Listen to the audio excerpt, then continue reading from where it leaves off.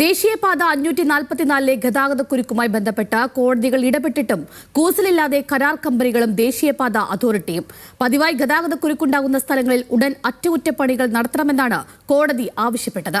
എന്നാൽ ചില തട്ടിക്കൂട്ട് നിർമ്മാണങ്ങൾക്കപ്പുറം യാതൊരു പ്രവർത്തനങ്ങളും നടത്താൻ കമ്പനികൾ ഇതുവരെയും തയ്യാറായിട്ടില്ല. വിഷയത്തിൽ സർക്കാരും അനാസ്ഥ തുടരുമ്പോൾ ജനങ്ങളുടെ ദുരിതങ്ങൾ ഇരട്ടിയാവുകയാണ്.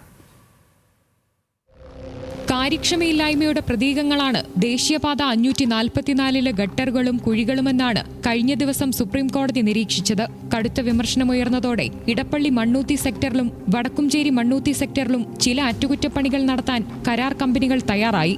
എന്നാൽ കഴിഞ്ഞ ദിവസം കുറച്ചു മണിക്കൂറുകൾ മാത്രം നീണ്ട പ്രഹസനമായിരുന്നു ഈ തട്ടിക്കൂട്ട് അറ്റകുറ്റപ്പണികളെന്ന് ദേശീയപാതയിലൂടെ യാത്ര ചെയ്യുന്ന ആർക്കും മനസ്സിലാകും.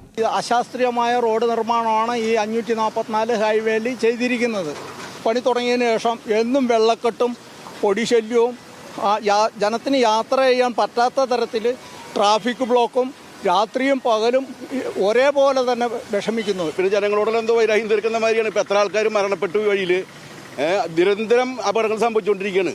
ഇഷ്ടം പോലെ ആയിരക്കണക്കിന് വാഹനം ഒരു ദിവസം പാസ് ചെയ്യാനാണ്. അപ്പോൾ ഈ നിജസ്ഥിതിയിൽ ജനങ്ങൾക്ക് ഭയങ്കര ബുദ്ധിമുട്ട് തന്നെയാണ്. അത്രയും കഷ്ടപ്പാട് അനുഭവിക്കുന്നുണ്ട്. കാരണം ഞാൻ വണ്ടി ഓടിക്കുന്ന ഡ്രൈവറാണ്. എൻ്റെ വണ്ടിക്ക് വരുന്ന മെയിൻ്റനൻസ് ഈ വഴികൾ ഓടിയിട്ട് ഓടി കിട്ടുന്ന എനിക്ക് കിട്ടുന്ന പൈസയിൽ ഭൂരിഭാഗം ഞാൻ മെയിൻ്റനൻസിന് വേണ്ടി ഉപയോഗിക്കുന്നത്. ഇപ്പോൾ ഈ റോഡ് പണി തുടങ്ങിയിട്ട് ഒരു വർഷമായി. ഈ കഴിഞ്ഞ മാസത്തേക്ക് ജൂലൈയിൽ തുടങ്ങിയ റോഡ് പണിയാണ്. ഇപ്പോൾ പകുതിയിലെ പണി നിൽക്കുന്നത്. ഒരു പണി ഇവിടെ ഇപ്പം കഴിഞ്ഞ 4 മാസമായിട്ട് ഒരു പണി നടക്കണില്ല. ഒരു ദിവസം ഇത് കൊണ്ടിട്ട് പോയിക്കൊണ്ടിരിക്കുന്നത്. അല്ലാണ്ട് ഇവരിടുക കാശ് വാങ്ങിക്കുക. റോഡ് വരെ ചിരണ്ടി എടുത്തിട്ട് പോയവർ ഇനി പോകണം ടാറേ ഇല്ല. ഇത്രയും എനിക്ക് പറയാനുള്ളൂ. അത്രയും പെട്ടെന്നൊരു പരിഹാരം കിട്ടണം.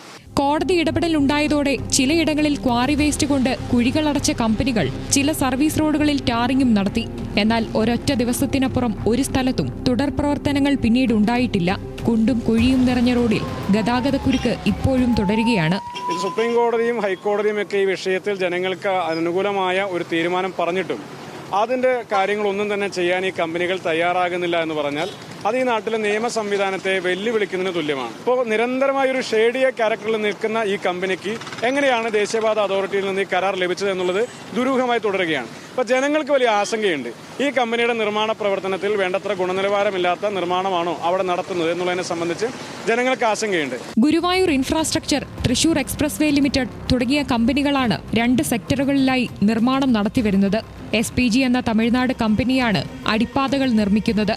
ദേശീയപാത അതോറിറ്റി കമ്പനികളുടെ മേൽനോട്ടവും വഹിക്കുന്നുണ്ട്. എന്നാൽ കരാർ കമ്പനികളും ദേശീയപാത അതോറിറ്റിയും തങ്ങളുടെ കാര്യങ്ങളുമായി മുന്നോട്ടു പോകുന്നുണ്ടെന്ന് പറയുമ്പോഴും പതിനായിരങ്ങളാണ് ദേശീയപാതയിലെ ഗതാഗതക്കുരുക്കിൽ ഓരോ ദിവസവും വലയുന്നത്. പ്രശ്നങ്ങൾ പരിഹരിക്കാൻ കമ്പനികൾക്കെതിരെ കർശന നടപടികൾ വേണമെന്നാണ് ആവശ്യമായി ഉയരുന്നത്.